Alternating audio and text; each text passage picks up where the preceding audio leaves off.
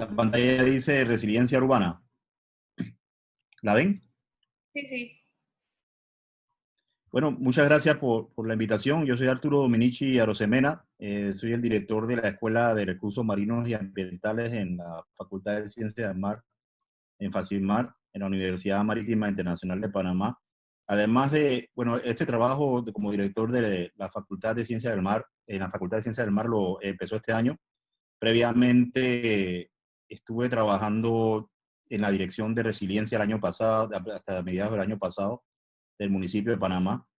De ahí también soy profesor en la Florida State University, medio tiempo en las tardes, y también hago investigación en temas de peces, cuencas, humedales. Eso también es un trabajo que realizo en la universidad.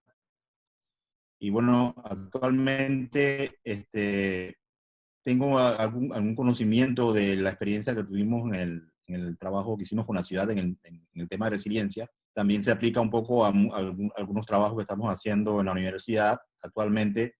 Y bueno, pensé que sería una buena oportunidad para ustedes aprender un poco o que podamos intercambiar un poco de información sobre al respecto de resiliencia, ¿no? El tema de resiliencia que siempre se escucha. En este caso es bastante específico para el tema de resiliencia urbana. Yo voy a hacer una explicación inicial de qué consiste el término de resiliencia y después vamos a hablar un poquito de cómo se desarrolla una estrategia de resiliencia, el ejemplo de la estrategia de resiliencia de la ciudad. Vamos a hablar de algunos proyectos de resiliencia, cómo se desarrolla una estrategia y también vamos a mencionar algunos proyectos que existen ya en la ciudad y bueno, por lo menos están en planificación, que si nosotros logramos que estos proyectos puedan ejecutarse también, vamos a lograr una ciudad más resiliente. Pero bueno, vamos a ver primero, cuando hablamos de resiliencia, de qué se trata.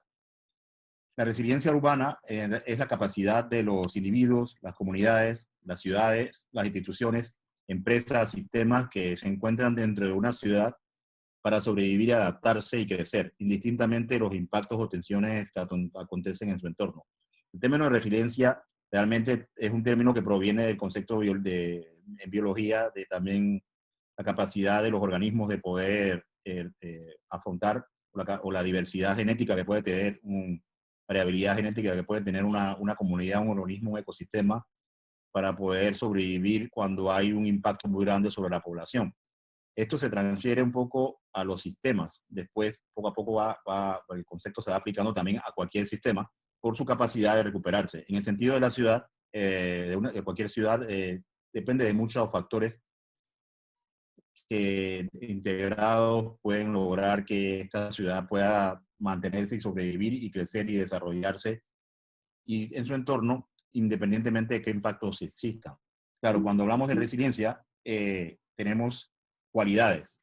¿Qué es lo que necesitamos? No solamente la ciudad, cualquier sistema, nosotros, nuestra sociedad, requiere 7 cualidades para ser resilientes. Y vamos pensando en una situación en la que estamos con limitaciones o viviendo una experiencia que podría ser un impacto grande para nosotros. Nosotros tenemos que pensar siempre en que la resiliencia tiene 7 cualidades.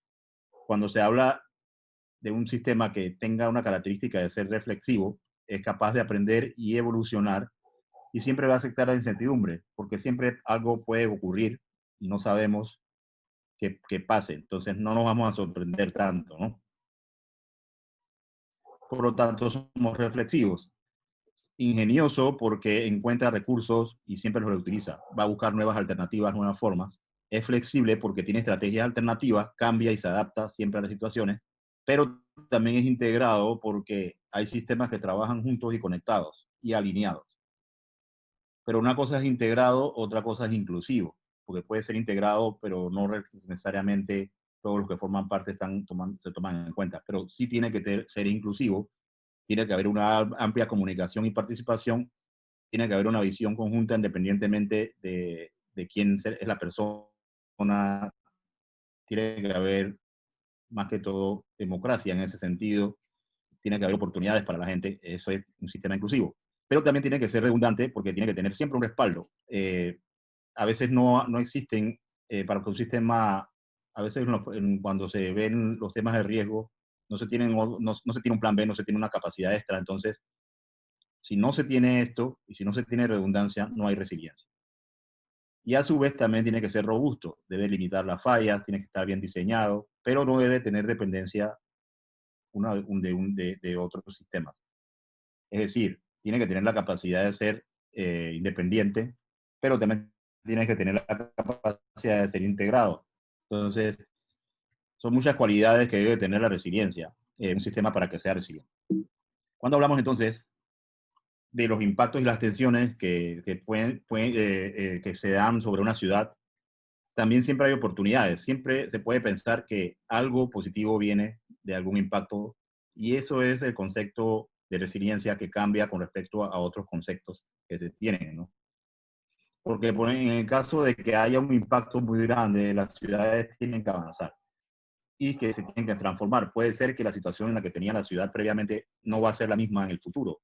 Puede ser que el impacto sea tan grande. Ustedes ven este impacto aquí en este punto y puede ser que el impacto haya sido tan grande que haya caído, pero si se logra recuperar, ya viene la resiliencia porque viene una lección aprendida. Entonces, cuando se habla del desarrollo, siempre se ve una línea que va vertical así. Cuando se habla de resiliencia es no solamente pensar en el desarrollo ahora, sino pensar en buscar las oportunidades de las situaciones. Entonces somos más resilientes. Esa es la planeación en resiliencia, donde se trata de que una ciudad funcione mejor, no importa los tiempos, buenos o malos tiempos, para el beneficio de todos sus ciudadanos, pero siempre se tiene que tomar en cuenta a la población más vulnerable o más pobre en la ciudad. Entonces hay una diferencia entre la resiliencia y el manejo de riesgo de desastres. Ahora estamos viendo, por ejemplo, el tema de las inundaciones que se están dando en la ciudad, siempre en la época lluviosa, pero siempre hay otros riesgos que se pueden dar. Tenemos un riesgo ahora de salud, pero el tema de la resiliencia provee ese manejo del riesgo y también involucra la adaptación, especialmente a cambios inesperados, que por ejemplo el cambio climático, pero ahora actualmente no sabemos qué va a pasar. Es como lo que mencionamos con las cualidades de resiliencia. No sabemos realmente, todo es impredecible y sobre todo el cambio climático cada vez está cambiando más en ese caso. Pero entonces la resiliencia no se basa en eventos específicos, sino que se trata de aceptar lo impredecible. Es decir, normalmente los proyectos de gestión de riesgo siempre se enfocan en un riesgo, debemos decir, de inundación o de temblores, pero en resiliencia, cuando ya el concepto de resiliencia, tienes que pensar ya en otros elementos, la salud, por ejemplo, la seguridad. Ahora vamos a hablar un poco de eso. Entonces la resiliencia tiene un enfoque más amplio, ¿no? A que desastres naturales. No solo son desastres naturales, también incorpora otros riesgos, que son, por ejemplo, los riesgos sociales y económicos. Ahora les muestro algo para que vean eso. Entonces, cuando hablamos de resiliencia y sostenibilidad, en general, un sistema muy eficiente es aquel que se conforma solo con aquello que es directa e inmediatamente beneficioso y es más estable, pero a la vez pierde flexibilidad y siempre va a ser peor en el momento que ocurra una desgracia, ¿no? Siempre se vuelve más vulnerable. Entonces, ya uno debe tener un sistema en el cual uno esté tomando en cuenta de que hay siempre incertidumbre o que puede variar la situación. Si tenemos el tema de la sostenibilidad, vemos que la diferencia entre sostenibilidad y resiliencia. No necesariamente lo resiliencia o lo sostenible siempre es bueno. Generalmente se habla de sostenibilidad, por ejemplo, la energía nuclear, pero no tiene resiliencia, porque donde ocurra un desastre con la energía nuclear, se aleja de la resiliencia porque inmediatamente hay un impacto grandísimo. Tienes baja sostenibilidad de etanol de maíz y baja resiliencia en ese caso, porque no es sostenible, porque producir esto tienes que talar una gran cantidad de bosques, y no es resiliente porque no hay forma de tener una alternativa, o sea, siempre va a ser, este, no va a tener la disponibilidad o la capacidad. Pero hay varios elementos que son resilientes y no son sostenibles. Por ejemplo, uno siempre puede tener un backup de diésel, pero eso no es necesariamente sostenible porque hay peligro. Se puede desalinizar el agua del mar, pero no es resiliente porque tampoco es sostenible. Cuesta demasiado caro una desalinización. Y cualquier redundancia implica resiliencia, pero para que haya sostenibilidad y resiliencia, que es lo que queremos, tiene que haber las dos situaciones. La energía eléctrica, por ejemplo, siempre se puede repetir, siempre se puede obtener, se puede tener un plan B y es siempre por ejemplo, la energía solar, que se puede considerar energía eléctrica inteligente. En países como los nuestros, no trópicos, siempre va a haber luz del sol. Entonces, es más sostenible y es más resiliente. Entonces, ese es el concepto de la diferencia entre resiliencia y sostenibilidad.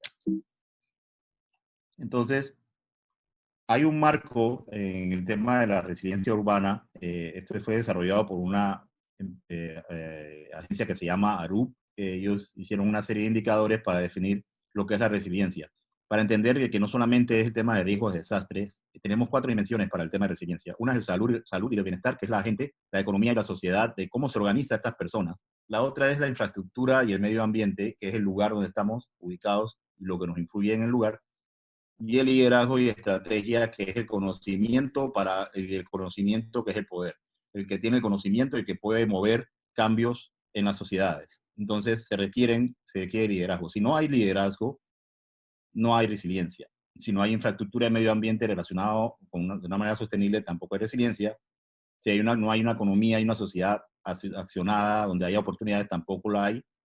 Y obviamente tenemos que ser saludables y tenemos que tener bienestar. Entonces son 14 factores y 50 subtemas que tienen que ver con el marco de la resiliencia, y esto determina una capacidad de la ciudad para soportar muchos diferentes tipos de impactos.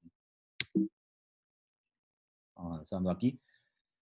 El municipio de Panamá y un programa que se llama Ciudades Resilientes, que apoyó el desarrollo de esta estrategia, se elaboró una estrategia de resiliencia a nivel del gobierno local, y actualmente todos tenemos derecho a que estos proyectos que están dentro de esta estrategia se puedan ir ejecutando para el beneficio de la ciudad. Este proyecto, esta estrategia está adoptada por el Acuerdo Municipal número 7 del 2019, empezó desde 2016, un lanzamiento del proyecto, cuando Panamá queda dentro de estas ciudades que reciben este beneficio de este programa de ciudades resilientes, y de ahí se empiezan a hacer entrevistas y talleres, y se hacen encuestas, se hacen análisis con indicadores y planes que ya se tenían disponibles, como el plan de acción de la ciudad que se tenía desde 2016, se comparan todos estos resultados con un programa de análisis, de investigación que se hizo en la ciudad, de entrevistas, para descubrir qué áreas de trabajo se requieren para poder lograr que Panamá pueda tener mayor resiliencia como ciudad. Estas estrategias son, como les mencioné, se hicieron en más de 100 ciudades a nivel mundial. Panamá fue una de ellas. Panamá cuenta con su estrategia activa ahora porque son 10 años desde el 2019, estamos en el 2020. Al final, lo que se hace en la fase 2 de esta estrategia es a talleres comunitarios también, y después se hacen talleres de expertos con universidades, especialistas, en todas las ramas de la resiliencia. Y ustedes vieron que hay varios temas, ¿no? Sociales, ambientales, económicos, y después de ahí se logra tener una estrategia de resiliencia.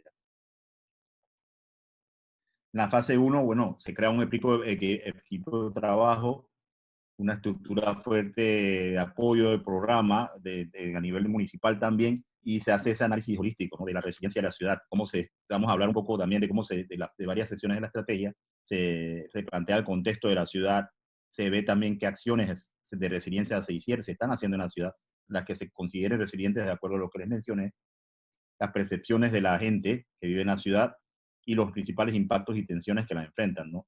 Después de ahí se desarrolla un alcance de trabajo para una siguiente fase, una fase 2, donde se define la aproximación de esto.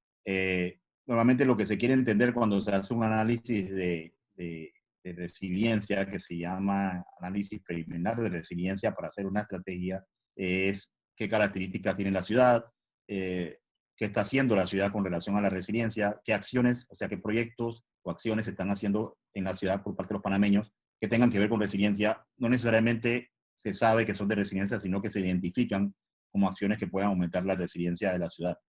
Entonces, también las percepciones son ya cómo los impactos y tensiones contribuyen a los riesgos, haciendo consultas a los especialistas, a la gente, a las encuestas. Siempre hay en la fase 1 tuvo una metodología donde se comparaban acciones, percepciones y encuestas, y se comparaba todo esto con un plan de acción que se apoyó el municipio con el BID. Entonces ahí se fueron viendo y comparando indicadores. Lo importante de todo este proceso es que de captura de factores de percepciones de la gente nos permite construir una evidencia primaria de qué factores contribuyen a la resiliencia, entendemos las fortalezas, se identifican las prioridades, se promueve un diálogo también entre las partes interesadas. Un factor es un bien activo, un sistema, y es la capacidad de la ciudad para prepararse, ¿no? Entonces, para estas percepciones se trabajó con gobierno nacional, local, sociedad civil, 2 talleres, 63 entrevistas, todo esto se hizo aquí en la ciudad. Y bueno, también se hizo una encuesta de percepción bastante importante para el tamaño de la ciudad, con casi 489 encuestados.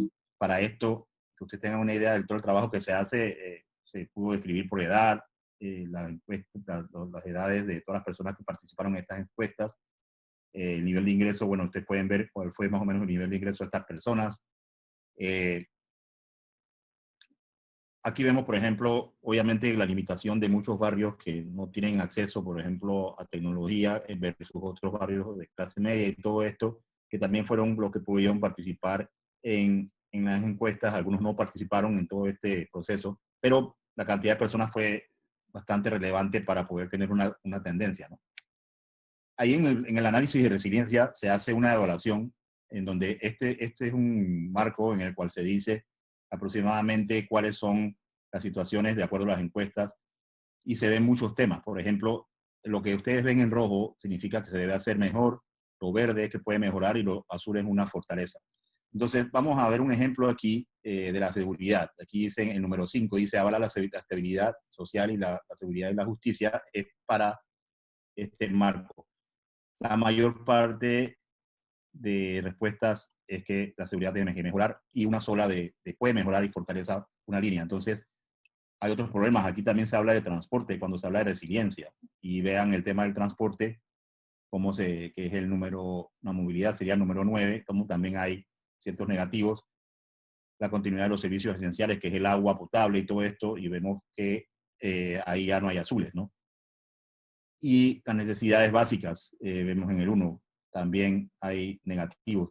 Es decir, una percepción relativamente negativa en muchos aspectos, de acuerdo a la percepción de la comunidad. Entonces, de ahí salen distintas áreas de descubrimiento, y ahí se habla un poco ya del transporte, la necesidad de que Panamá acceda a servicios y beneficios de poder prosperar y movilizarse. Cuando hablamos de resiliencia, este tema del transporte afecta a otros factores y el objetivo aquí en este caso de esta área era identificar acciones que permitan mejorar la calidad de vida de los ciudadanos, porque se habla de que la calidad de vida de los panameños en la ciudad se afecta por la poca movilidad o la disponibilidad de transporte. Obviamente estas cosas han cambiado un poco con los nuevos sistemas de transporte, pero en ese momento siempre se ha mencionado en ese momento que es un problema de movilización que también se tiene. También se habla de la cohesión social, que no hay integración entre las comunidades, se encuentra que no hay mecanismos para entender los problemas y el objetivo de esta área era contribuir con un mejor entendimiento, ¿no?, de los desafíos específicos de las distintas comunidades que hay en Panamá y la necesidad de que haya una mayor identificación con el entorno. Estos talleres, para poder determinar todas estas áreas de descubrimiento, se hicieron talleres en todos estos corregimientos, la alcaldía, las cumbres, Pedregal, Tocumen, y ahí se fueron mapeando zonas de diferentes necesidades. Otra cosa interesante es el área de descubrimiento 3, donde se habla de la convivencia con el cambio climático, el agua y los ecosistemas. Ahí podemos ver que hemos encontrado en el resultado que no hay conciencia sobre la importancia de los recursos hídricos ni el impacto del patrón de desarrollo urbano en los ecosistemas, que obviamente se construye sobre áreas inundables y sobre humedales, y las proyecciones de cambio climático. Entonces, el objetivo de esta área era identificar y maximizar oportunidades para la concientización, para aumentar los co-beneficios del municipio y la mitigación del cambio climático, con otras agencias para responder mejor a este punto. También vemos que hay otra área de descubrimiento que surge de esa evaluación y es el conocimiento y vulnerabilidades. En Panamá no existe un entendimiento de vulnerabilidades físicas frente a posibles escenarios de impacto. ¿Por qué no existe un entendimiento? Porque en todas estas encuestas resulta que la gente piensa que en Panamá no es un área sísmica o que no estamos sujetos a posibles terremotos o a posibles riesgos. Y cuando se construye sobre acantilados, como ven este este caso del deslave aquí en San Miguelito, o en otras áreas se construyen en el borde de la costa y entonces no hay mucha conciencia de los riesgos. Entonces, bueno, obviamente la frecuencia es menor, pero los riesgos están ahí, en diferentes tipos de riesgos. Entonces hay que generar, la propuesta es generar, generar muchos conocimientos para que se entienda, ¿no? ¿Qué impactos tenemos y que sean plausibles en la ciudad de Panamá y qué se tiene que hacer para poder responder a esos escenarios? También hay otras áreas de descubrimiento como la gobernanza, donde se habla de que el municipio no tiene todas las competencias que requiere y que la descentralización era lo más importante que se requiere para lograr que el municipio tenga una independencia y pueda decidir sobre sus acciones y sus proyectos, ¿no? Entonces, cuando hablamos ya de la estrategia de resiliencia, primero lo que importante es, para poder entender un sistema de resiliencia, es saber qué es el sistema y qué lo compone. Entonces, tenemos que entender quiénes somos. Entonces, esta estrategia de resiliencia tiene una parte donde se hace un análisis de los habitantes de la ciudad, entre lo que es el distrito de Panamá y San Miguelito, que en realidad forman parte los dos de una ciudad, aunque estén políticamente separados uno de otro.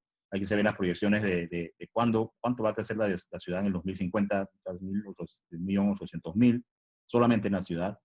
Se habla un poco de quiénes son los que conforman la población de Panamá, cuántos migrantes llegaron, cuánto de nuestra composición étnica, incluso la inmigración, cuántos permisos de residencia hay. Toda esta parte es importante para entender porque somos los panameños, eso nos identifica.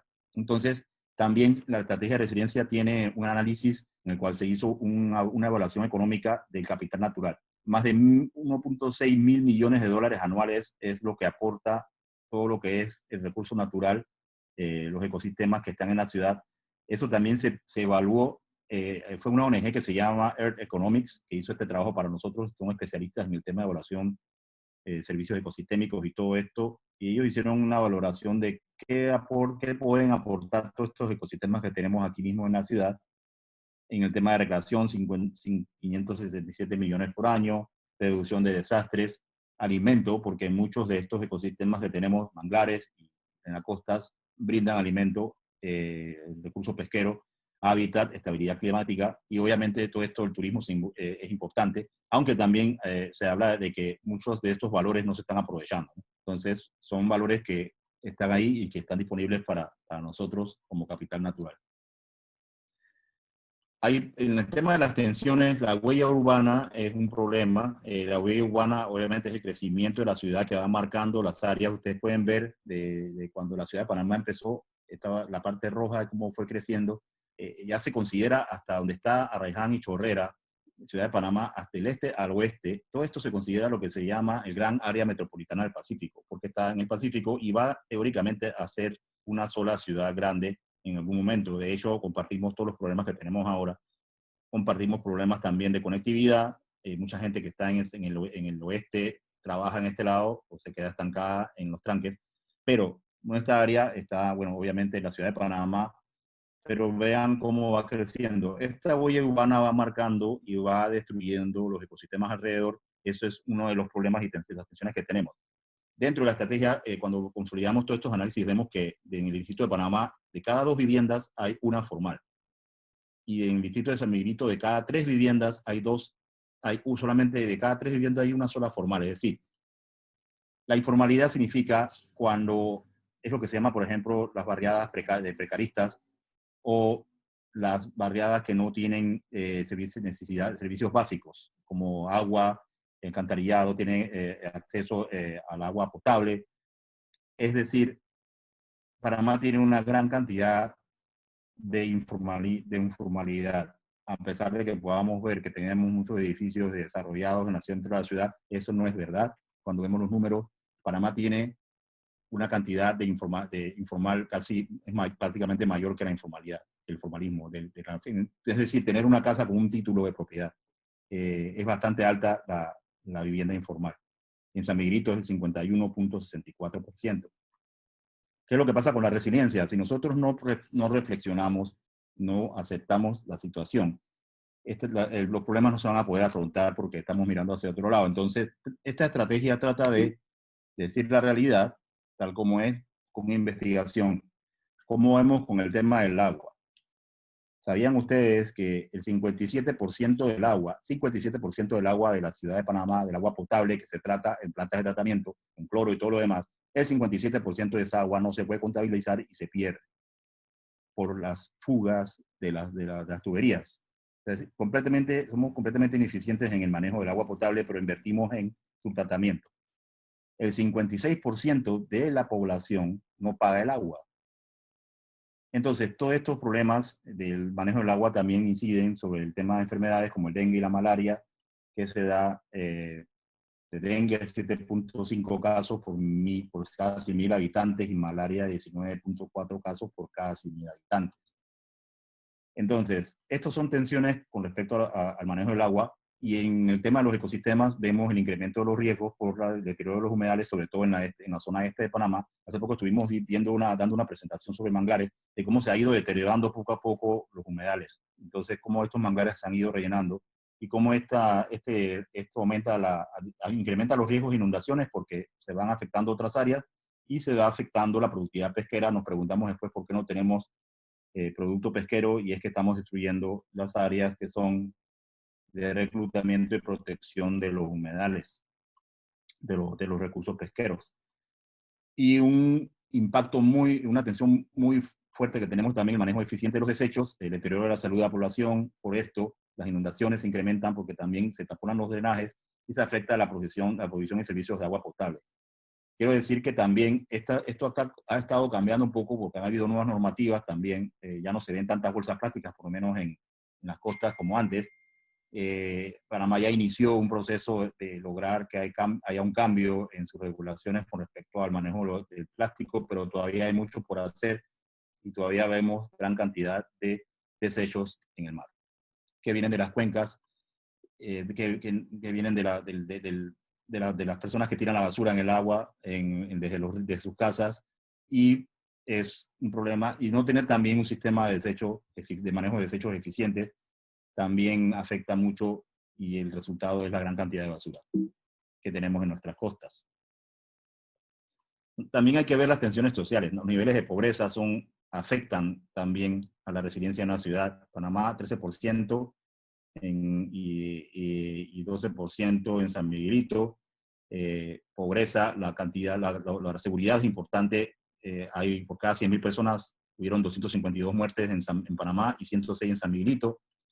La corrupción es también un impacto para la resiliencia de cualquier sistema, de cualquier ciudad. Entre 2013 y 2015 se reportaron un total de 236 investigaciones para corrupción.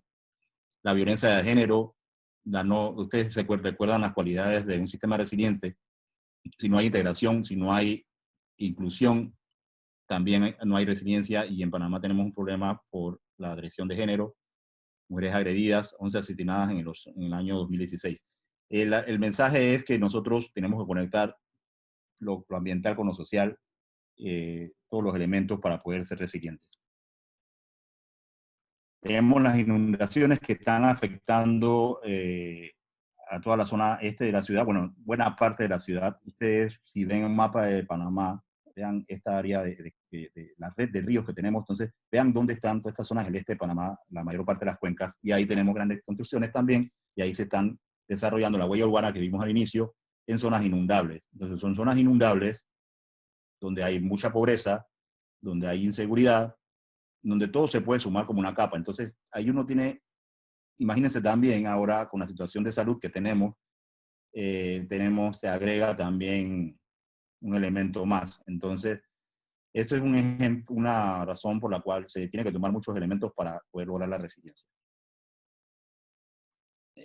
Para mencionar este tema de la inundación, la mayor fue en el 2014, afectó a 12.000, alrededor de casi 13.000 personas, y hubieron 13 muertos en el 2015, en 2004.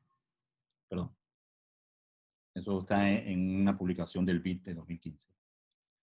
Hablando también de los terremotos, se han dado grandes terremotos de magnitud 7. 7 es un terremoto que puede destruir una ciudad entera. Eso ya pasó varias veces en Panamá, y eso siempre lo recalco porque nosotros requerimos un plan de riesgo asumido por la ciudad para que se pueda tener alguna acción ante una contingencia, ante una situación como esta. Estos niveles de terremotos son típicos en países como Chile, en México. Tenemos aquí también 7.9. En la edad geológica de la Tierra, el más reciente fue en 1971, y siempre hay una posibilidad de que esto ocurra en cualquier momento. Entonces, vamos a hablar un poco de los pilares y objetivos de la estrategia de resiliencia. Ahí fueron 5 pilares, donde el primero se trató sobre acceso a oportunidades, capital humano, fuentes de bienestar, la infraestructura de los barrios, la mejora de la infraestructura de los barrios por el tema de las necesidades básicas, los humedales en la ciudad, porque somos una ciudad de humedales, y para redescubrir nuestra ciudad, la gestión de riesgo, construyendo y comunicando una ciudad más segura para poder entender qué es lo que está pasando, la corresponsabilidad de hacer ciudad empoderando la gestión y su administración. Entonces, esta estrategia tiene 11 objetivos y 45 acciones para la fase 3, que es la implementación, que es donde estamos ahora, que es lo que nosotros como ciudadanos debemos enterarnos y saber que dentro, si usted busca en Gaceta Oficial, esta estrategia está publicada. Esto se debe ir implementando, y hay una gran cantidad de acciones, son 45 acciones que son muy interesantes. Promueven, por ejemplo, el uso de movilidad no motorizada, que son las bicicletas para transporte, no solamente para deporte, sino también para movilidad. Eh, Organizar un poco más el transporte de los buses, compartir carros, de car sharing, lo que se llama, y también en la educación promueven algunas acciones para eso. También se promueve, por ejemplo, el tema de la necesidad de que haya un metrocable en San Miguelito, pero un metrocable que conecte a la gente con el metro y que desarrolle un poco el tráfico eh, para poder transportarse a la ciudad. Se promueven también, hay acciones que son para promover lo que es el destino turístico de la ciudad, pero no solamente ir a ver, digamos, la área bancaria o ir a ver las ruinas, sino también ir a ver las cuencas, los ríos, las costas, obviamente, y para promover la capacitación de personas que viven en estos barrios, en áreas que también están asociadas con cuencas. Por ejemplo, en el este de la ciudad tenemos toda esta área del río Pacora, San Martín, y todas estas zonas que son bellezas, en las cuales también la gente podría dedicarse al turismo sostenible. Ya creo que se han hecho esfuerzos iniciales para esto. También hay un plan para fortalecer a los pescadores y a los agricultores. Se promueve la agricultura orgánica, se promueve la pesca sostenible, y dentro de la estrategia también hay acciones como esta. Y ustedes pueden ir viendo que hay muchos temas que se consideran para la resiliencia y que Panamá tiene ya propuestas para mejorar, y se han mapeado áreas de deportes para los niños, también la cultura, la música, el arte, y mejorar un poco la conectividad de la gente. Se hicieron mapeos para las aceras. Buena parte de ellas ya se construyeron, pero hay algunas otras que están pendientes para que la gente pueda movilizarse. Existen estas otras propuestas para que el municipio se pueda encargar de los servicios básicos, del agua, por ejemplo, y ciertos otros servicios que actualmente son un problema. Probablemente el municipio tenga la capacidad de hacerlo mejor y se logra tener tener los recursos. Hay muchas propuestas muy interesantes, urbanismo táctico, la gente pide lo que necesita en sus espacios públicos.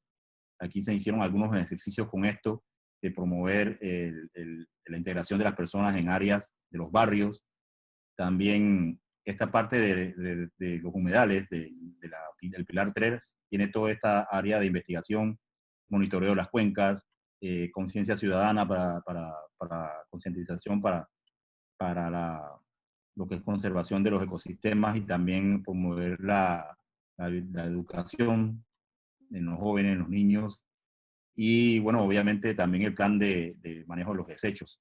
Hay proyectos que están ahí en la estrategia que son proyectos que promueven, por ejemplo, este Espacios Abiertos promueve que haya conectividad de la costa que la gente no siga aislada de la ciudad, sino que puedan tener oportunidad de utilizar estas zonas. Por ejemplo, en donde están los humedales, acá en el este de Panamá hay un proyecto que promueve hacer algunos senderos para que la gente pueda ver aves y utilizarlo para turismo, conectividad entre las diferentes áreas de la ciudad, con senderos que no destruyan el ecosistema, pero que sí sirvan para que haya conectividad entre la costa y la calle, porque Panamá realmente le ha dado la espalda al mar, casi no hemos perdido las playas y hemos perdido el acceso a las zonas costeras. Entonces este proyecto trata de promover eso.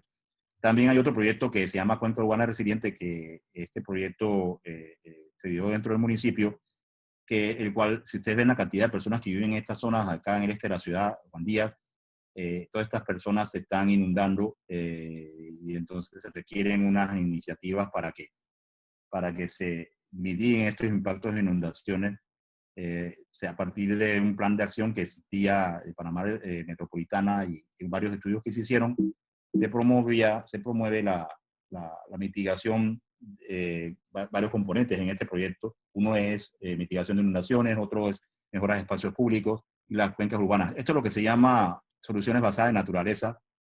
Esto es mejorar, esta es la cuenca de ríos Juan Díaz, esta es la creación de algo, estas son zonas que han estado ocupadas por personas cementadas en su mayor parte, entonces crear espacios para que se puedan mitigar las inundaciones en ciertas áreas, recuperando espacios para que el agua pueda estar en estas zonas que ustedes ven acá y a su vez se puedan crear espacios públicos. Estos proyectos están dentro de la estrategia y espacios de desalojo si en caso vienen las lluvias, hay propuestas para crear estas áreas inundables y en otros países se han hecho senderos y se han hecho estas zonas donde se han recuperado humedales y sirven para que la gente pueda disfrutar un poco del área. Entonces este proyecto de Juan Díaz quiere promover esto, ¿no? También hay otros proyectos que quieren mejorar o recuperar los manglares que están cerca del área de Tocumen. Se han hecho algunos estudios ya por parte del Banco Mundial para mejorar un poco y recuperar los ecosistemas de humedales, de manglares en esta área y proteger los que están. También hay propuestas para poder hacer intervenciones en la ciudad. Digamos, si se quiere mitigar una inundación, no necesariamente hay que utilizar cemento, se puede recuperar bordes de los ríos, utilizar la naturaleza para mitigar los impactos y también recuperación de ciertas cuencas, por ejemplo. En el caso del hay un plan que está publicado en Gaceta Oficial también, que es el plan de San Francisco. En ese plan, aquí ustedes ven en celeste, esta es la cuenca del río Matasnillo. Cualquiera que se imagina el río Matasnillo imagina esto, contaminación, está en el centro de la ciudad, pero ustedes si pueden darse cuenta, hay áreas abiertas aquí en el Matasnillo. Entonces, hay unas ideas para que estas áreas de Matasnillo se puedan algún día eliminar la contaminación de este río y que recuperemos nuestro río, como en otras ciudades del mundo, donde ya no se están utilizando los ríos para depositar desechos ni aguas servidas, sino que se limpian y se crean áreas verdes. Esto ya se está aplicando a nivel mundial. La idea es que nosotros podamos recuperar un río Matasnillo y tener áreas verdes bordeando el río, recuperar un ecosistema, eso está en el plan de San Francisco. En otros países se ha hecho lo mismo, donde antes no se utilizaban las áreas, ahora se han recuperado los ríos con zonas verdes. Eso es lo que se quiere hacer, lo que está en ese plan. Esperamos que se pueda implementar algún día. Obviamente, la realidad ahora es distinta a antes, pero esperamos que podamos volver a tener la oportunidad de poder disfrutar de los espacios públicos. Entonces, cuando hablamos de soluciones basadas en naturaleza, los beneficios de esto para mejorar la resiliencia de la ciudad son varios, ¿no? Hay disminuir el riesgo de las inundaciones, el control de la contaminación. Estos espacios verdes también son para bienestar humano y también son para la conservación de la biodiversidad y la conectividad de los ecosistemas. También se reduce el calor. Cuando usted tiene más verde, más áreas abiertas con naturaleza, se controla la temperatura y también la sostenibilidad local porque se mejora la pesca y si se recuperan los ecosistemas costeros. También en esta estrategia hay varias propuestas. Se quiere hacer un mapa integrado de los riesgos, mapa hidráulico, de ver qué cuencas son las que se requieren mejorar, el plan de comunicación, porque se requiere involucrar a la parte educativa sobre los ecosistemas, sobre el agua, sobre la biodiversidad. El municipio puede liderar estos procesos de educación. Este es un plan de ordenamiento territorial que ya está elaborado en el municipio. Se pueden buscar en plan distrital. Ahí se hizo una zonificación en donde se involucra también la protección de los ecosistemas. Se habla también de análisis para ver el costo para promover la conservación de los ecosistemas a nivel de servicios ambientales y también monitoreo. Hay un proyecto que se está ejecutando ahora que es el monitoreo de las cuencas para ir viendo, verificando cómo la calidad del agua puede ir recuperándose. El plan municipal de residuos también se tiene que elaborar por a nivel liderado por el gobierno local. Y bueno, para la gestión de riesgo hay varias propuestas, ¿no? También hay un plan integral de reducción de riesgo de desastre que se tiene que desarrollar con las comunidades y hay bastante información que se está generando. Este es un proyecto que ya quedó caminando en el municipio que no sé cómo se ha ido manejando, pero esto hay que promoverlo. El certificado de informaciones previas, en donde hay que pedir, involucrar más al municipio en las evaluaciones para no dar permisos en zonas donde haya inundación, se pueden inundar las áreas. Alertas tempranas que son las que van a servir para decir cuando haya una posibilidad de riesgos en ciertas cuencas o en ciertas áreas. También la SINAPROC también ha hecho esto en algunas cuencas.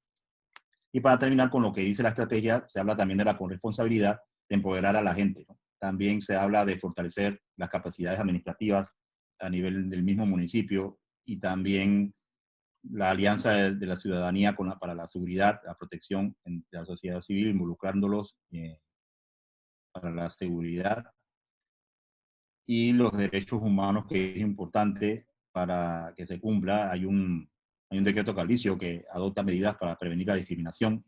Esto también es importante para la resiliencia y hasta este tipo de acciones también se involucran en la estrategia. Entonces, ¿cuáles son las lecciones claves aprendidas, ¿no? La coordinación interinstitucional es crucial para mantener la resiliencia.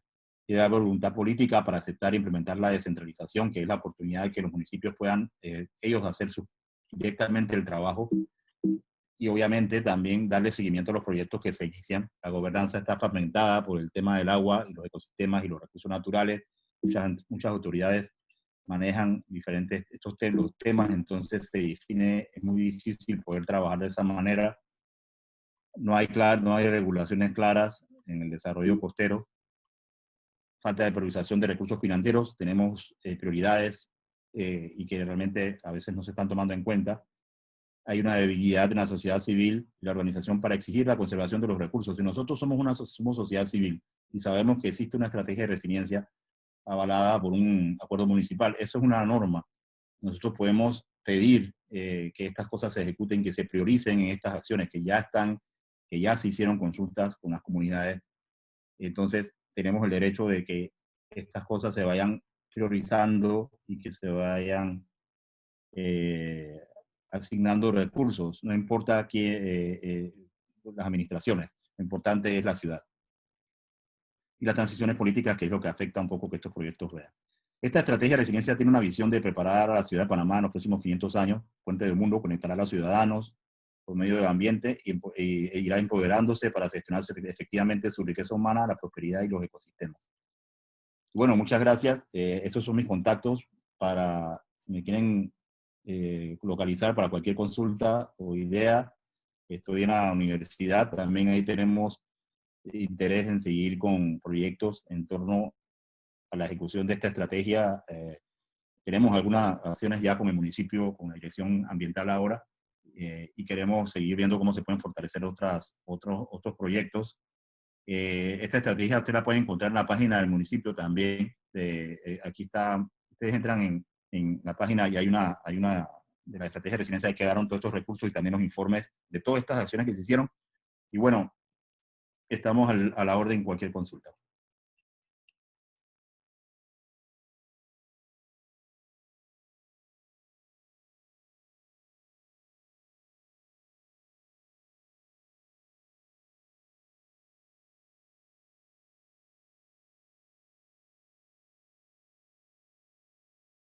No sé si tienen alguna pregunta.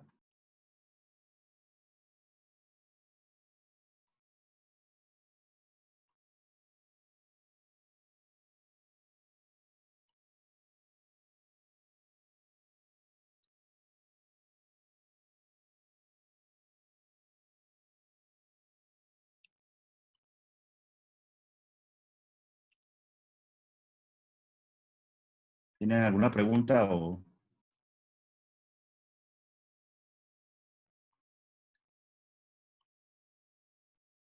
Ah, ok.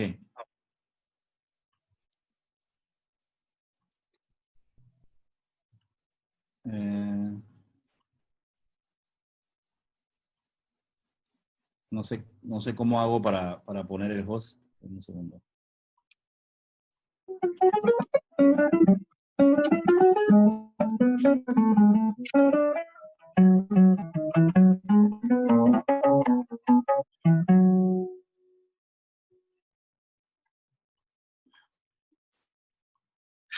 Ahí está.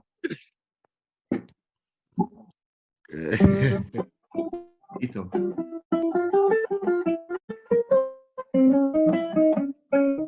Serena, ya le mandé el host de nuevo. Ahora sí, disculpe, es que estamos nosotros también aprendiendo a usar el Zoom. De verdad, muchísimas gracias por su presentación. Esto va a quedar grabado. ¿Alguien en el no sé. Esto va a quedar grabado, lo vamos a subir en YouTube. De verdad, muchas gracias por el tiempo que le dedicó a esta presentación. Estamos muy agradecidos. Va a estar recibiendo un certificado de agradecimiento y participación en su correo y le vamos a estar enviando entonces el link del YouTube para que lo pueda compartir con cualquier persona que tal vez no pudo participar en estos momentos. Estamos muy agradecidos. Gracias. Y a todos los que quedaron en la charla, también muchas gracias. No sé, profesor, si tiene algunas palabras de aliento a los jóvenes activistas que están aquí, que se han conectado a ver su presentación, ya para despedir. Bueno, ya yo veo que hay alguien que ha comentado algunas cosas, cómo se podía manejar mejor el control del agua. Y en la estrategia se plantea un poco que el municipio tenga una independencia también en el manejo de los servicios básicos para que sea ya más directo los servicios. Se dice que en las ciudades ha funcionado mejor cuando haya descentralización de los servicios básicos. Entonces, dentro de la estrategia o lo que se hizo con los estudios que hicieron ahí, recomendaban eso, ¿no? Que sea la ciudad la que se haga esto. Donde se puede leer el documento del plan de inundaciones de Río Juan Díaz. En la página del BID hay unos términos de referencia. La estrategia también habla un poco del proyecto dentro del mismo documento de la estrategia y hay unos términos de referencia en que usted puede poner el nombre de Cuenca Urbana Resiliente de Juan Díaz y ahí sale el proyecto, lo puede obtener ahí. Para ver si hay alguna otra pregunta. Bueno, por lo pronto, bueno, lo que puedo animar a los jóvenes es que primero tengan siempre sustento para sus argumentos. Cuando uno pelea por algo, no puede pelearlo sin argumento. Segundo, que si tenemos oportunidades, porque las cosas, los ciudadanos tenemos derecho a pedir que estas cosas que pasan a través de las diferentes administraciones que se sigan implementando, que estas ideas no queden en una administración y que empiece todo de cero, porque es como mucha pérdida de recursos y que se prioricen estas cosas que son incluso aprobadas por acuerdo municipal, que ya eso trasciende los partidos políticos. Entonces, es lo que pasa con muchos proyectos que se requieren implementar y que no se deben dejar estas acciones que son prioritarias para que la ciudad logre la resiliencia. Nosotros tenemos ya un recurso que se tiene que promover.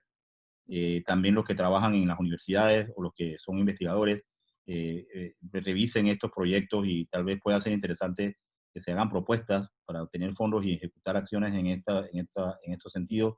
Los abogados también podrían ejecutar acciones legales o propuestas para ejecutar proyectos aquí, todos los que trabajan los sociólogos también. Hay diferentes disciplinas ahí que se puedan implementar y acciones que se pueden implementar que los invito a que lo revisen porque se necesitan estos proyectos. Muchas gracias, profesor. Bueno, aquí yo creo que sí eran las preguntas que les habían hecho, ya las contestó todas. Nuevamente, queremos agradecer a todos los que estuvieron conectados, los que también participaron los varios días del webinar. Y bueno, profesor, muchas gracias. Nos despedimos.